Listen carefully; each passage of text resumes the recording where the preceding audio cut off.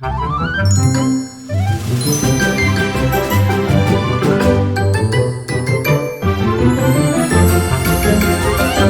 the Disneyland with Kids podcast, bringing you travel tips, park tidbits, and the best Southern California travel deals. Welcome to the Disneyland with Kids podcast. I'm Jessica from the Happiest Blog on Earth. And I'm Becca from this crazy adventure called life. Becca, did you know that Disneyland was started by a man named Walt Disney, and that's why it's called Disneyland? No way. No, yeah, you probably knew that. But when I took my 4-year-old nephew, he didn't know that. And he was like, what? Disney was his name? Because Disney is so ingrained into our culture that we forget. And little kids don't know that this was an actual person. And he made a theme park and he named it after himself. And he made a lot of other things, right? Yeah. But we're going to talk about Walt Disney, the man, and how you can find Walt Disney in the parks, in Disneyland Resort. One of my favorite ways to find Walt Disney is when they have the Disneyland Forever fireworks. That's not running at this moment, but the opening scene, it just sets everything up for me, gives me such appreciation for his vision and what he created. But there are a lot of ways that you can find Walt Disney in the parks. So let's talk about those. Becca, do you have a favorite? Ooh. I think I have to be cliche and say that my favorite is the light above that firehouse in Walt's apartment. I mean, just seeing it there and remembering that, Walt Disney was not only there walking the streets of Walt Disneyland, but that he had an apartment there and that, it's great. Yes. So let's dive into that first.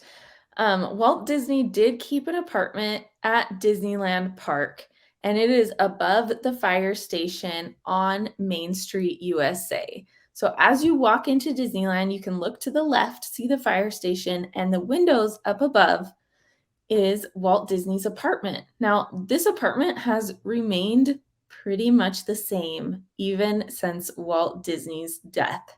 There is a light in the window that is always lit in remembrance of Walt Disney. So you can look at that any time of day, any time of year, and that is lit up. There is also a way you can get into the apartment, but one of the things that I love about that is the story is told that when Walt Disney passed, the light was turned out. And when the cast members came back, it was mysteriously turned on. So it's just like a remembrance that Walt is always in the parks. And I should back up a little bit as well. When he was in the parks and alive, the light was on when he was in the parks. So it kind of gave the cast members a little bit of an alert that Walt Disney, the boss man himself, was in the parks. Now, Becca, another thing that they meant that we know is during the closure of the COVID-19 pandemic, the light was still on every day. There's just so much special things about Walt Disney's presence in the parks, and we have been in the apartment together. So tell people how they can go into Walt Disney's apartment and see this space for themselves. Okay, so I'm going to make sure I get the name right. The Walk in Walt Disney's Disneyland Footsteps or Walt's Disneyland Footsteps tour, guided tour. It's a guided tour that you can sign up for. The name changes every now and then, but it always has Walt in it somewhere to help you know you're getting the right one. And they take you around the park, and they actually tell you stories about Walt around the park too, which was really fun. But then at the end, they take you up into Walt Disney's apartment. And that was my favorite part of the tour. If you are a Disney person, love Disney history, love Walt Disney, you're going to love that part of the tour. And they would talk about why these were things were a certain color and this over here, like the specific item that's in there, and why this picture's on this side and this picture's on that side. And it was really cool to see that. And we had an amazing tour guide that obviously loved this his job and loved Walt Disney and this apartment. And then they bring in a photo, so you're not allowed to take any photos or videos in there, but they will bring in a photo pass photographer that takes your photo in the apartment, and those will be available to you for digital download through the Disneyland app. So after that, with this specific tour that you and I did together, then they took us out on the terrace patio and we got to have a little refreshment where Walt Disney might have had a refreshment and sit there and talk and ask our guide questions, and it was amazing. Yeah, it's a great tour. It's about $100 or so at this time. And I think it's also good for people who maybe aren't big into Disney, because I think knowing a little bit about Walt Disney and the history of the parks gives you that much more appreciation for Disneyland and what was created. I was able to share some of those stories with my cousin and her husband when we visited Disneyland recently. And he hadn't been to the park since he was a child, and he didn't even remember. And as someone that's not like a huge Disney fan, he was really in awe of those little details. And those are some of the things that you will learn on the tour and maybe refresh some memories of things that you've heard about Walt Disney in the past. And let's also point out that Disneyland is the only park that was designed and built under the direct supervision of Walt Disney himself. There's just something special about Disneyland, and everybody says it. It's because Walt was there. I did actually really enjoy learning a little bit about Walt's presence at Walt Disney World. Do you remember, Becca, when we did the private boat tour one evening to view fireworks, and they talked about Walt picking out certain pieces of land and things like that? So while he did have an impact in Walt Disney World, he never walked through those parks himself as a completed resort and theme park. And Disneyland in Anaheim is the only place that he's done that. Now we can find Walt Disney in statue in a couple of places at Disneyland Resort. Becca, why don't you tell us one of those?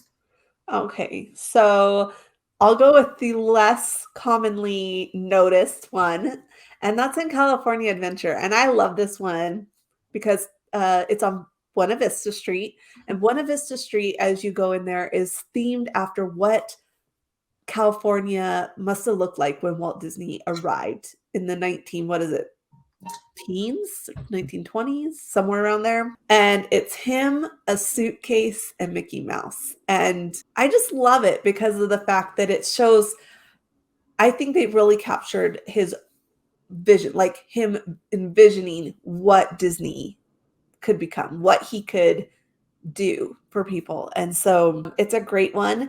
It doesn't always have a photo pass photographer there, but a lot of times it does. So if you have Genie Plus, then photo pass photos are included. So it's a great spot, and it's right there kind of across from Carthay Circle. And so Jessica, the other one, of course, the most popular one. Yeah, the other one is called the Partners Statue, and that is in Disneyland Park in front of Sleeping Beauty Castle.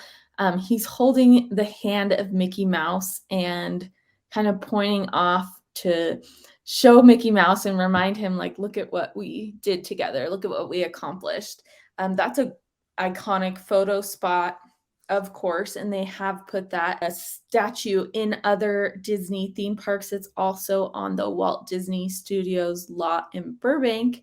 The one in Disneyland, it has landscaping around it, so you're going to take your picture in front. But if you've ever had the chance to go to the Walt Disney Studios lot, it is actually meant for you to go up to and touch. They do have special tours of that you can look at through D23, the Disney Fan Club. But back to Disney parks, that is one of the ways you can experience and see Walt Disney inside Disneyland Resort. So those two statues, we talked about the lamp in his apartment. Okay, so there is a window for Walt Disney, and that is actually in Toontown. Yes. Now, I haven't looked for it since the re-theming, but I can't imagine they would have gotten rid of that. But the windows on Main Street are dedicated to Imagineers and different people who have made an impact in the Walt Disney Company. But Walt's is in Mickey's Toontown. That's great. Um, and the thing is that you don't necessarily have to see his name or a statue for him to have been in that, to play a part in that part of the park. And so for me, I like knowing things like Walt loved the Plaza Inn, or, like Totally, those yes. little things that we learn about, Yeah, so his speaking of restaurants, one that was really important or special to Walt Disney is the Golden Horseshoe. yes. They hosted an anniversary party there, and they sat in the little, it's not a booth, it's a table, but if you're kind of looking, it's on the right of the stage if you go in. And that seat, that area is open for anyone to sit in during operating hours. So that's really fun to just kind of think that Walt has been there and enjoyed time there. And I believe during that same anniversary party, their whole group rode the Mark Twain riverboat. Yeah. So that's something you can do in honor of Walt Disney and reminisce the way that he would. Let's talk Other about the things, elusive one. yes, The Lily Bell. tell me So about that. that one's so hard to get into now, but the Lily Bell. So Walt Disney loved trains. He had a little mini, I'd say mini, but like he could sit in it, kind of like you'd think a kid would ride in train in his backyard. And he built he wanted that Disney Railroad. And there is a full car that is named after Lily, Disney, Lily and Disney, his wife. And it is decked out. And it used to be you could get some Disney magic by just somehow going up and asking to ride in it, right? It's a lot harder. I think VIP tours can sometimes get into it, but it's not as available as it used to be. But that is a great spot. It's was, decorated the way Lily wanted it, and they had a guest book with tons of names of people that had ridden in that car. But I think that's a great way, if you can magically get into that vehicle, to find Walt in the parks. There's just some things like when you're there, you realize, oh my gosh, this Walt was here. Yeah, and Main Street itself was built after one of the places that he grew up in, Marceline, Yeah. and just kind of reminiscent of that era. And then also it's meant to be kind of any main street in USA, but it's just fun to know that he included things from his childhood. And we also have the Main Street vehicles, which Walt Disney rode on quite a bit. There's a lot of pictures of him on those, and you can still ride those today up and down Main Street.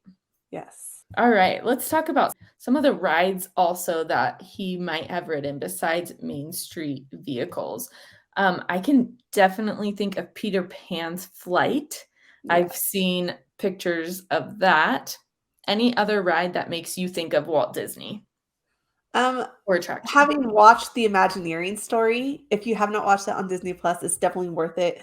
You get to see a lot, the Jungle Cruise, him being part of the Jungle Cruise, his work on Pirates of the Caribbean. I can't remember. I don't think that one was finished though before he passed. Just all those different rides. It's really great to see his hand and see the pictures of him helping plan those rides as well. So those are the ones I definitely think of, but there's also basically most of the Fantasyland rides, Yeah. right? Like he had a hand in those. So I definitely love just thinking about how he rode those with his grandkids, because by the time Disneyland came, his kids were grown, and I just love it. Okay, so one more interesting thing in a way you can find Walt in Disneyland Resort.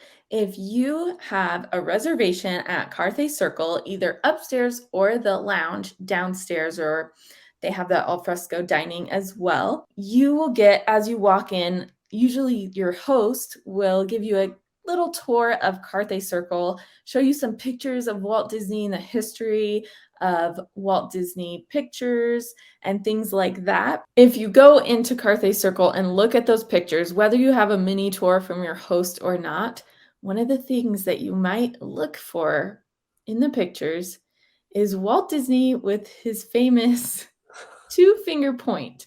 Now, it's not exactly 100% confirmed where that came from, but we do know that Walt Disney was a smoker. In those pictures, you won't find a cigarette in his hand, but it may look like it.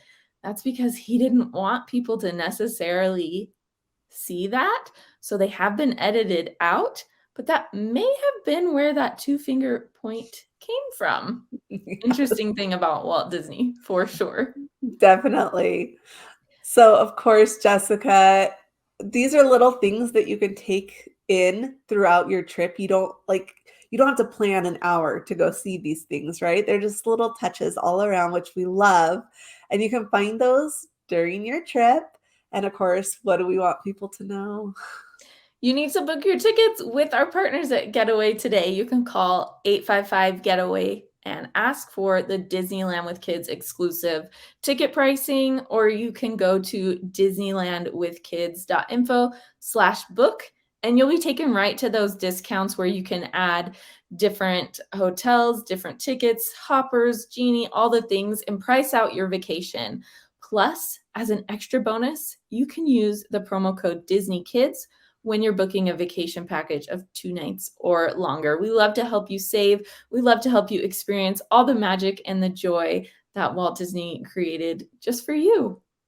And that's all for today's episode of the Disneyland with Kids podcast. We'll see you real soon at Disneyland.